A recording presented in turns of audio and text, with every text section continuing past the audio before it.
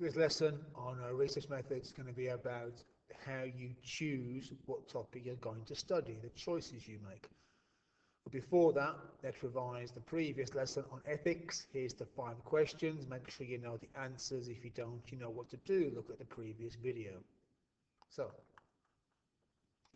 choosing your research topic. Sociologists have to decide what it is they are going to study. The first thing they've got to do, how do they make those choices?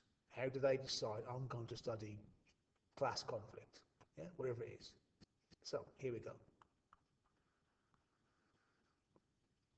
Sociologists sometimes study things that they, for whatever reason, have a personal interest in.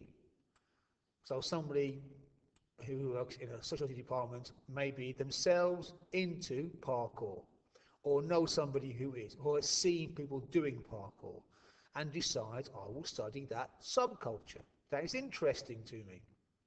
I will join that group or ask them questions. I will do that because that interests me for whatever reason. Other people might think, I want to get a promotion at work. I am a doctor of sociology. I want to be the professor. To be the professor, I need to produce some really excellent research. I will study something that people are really interested in. I'll make my name by doing it. So I won't do parkour, even though I want to, because no one's interested in parkour. Instead, I'll do some research on gender identities, because that seems to be a big thing at the moment. If I do that research, I might get promotion, I might get a book deal, it might help my career.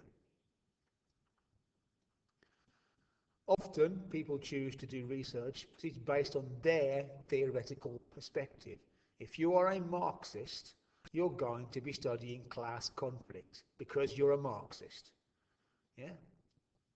If you're a feminist, you're going to be studying something to do with gender because that's your area.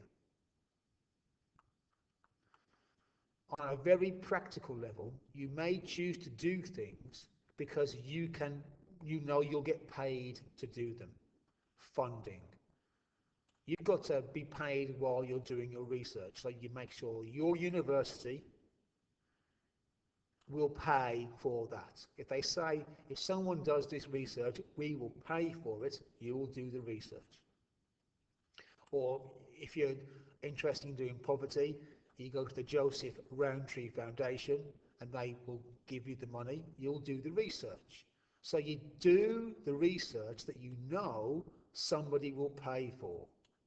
So that affects your research choice. And finally, access. There's no point studying a group that you can't talk to or they won't talk to you. Before you do the research, you've got to know, I can study that group. So if you want to study the subculture of parkour, you've got to make sure that you can. That these people will speak to you, that you know where they are, etc., etc. You can access that group. So in an exam, here's a question from a mock, where you might get that, discuss how sociologists decide on what type of research they will pursue. 12 marks, you do all this.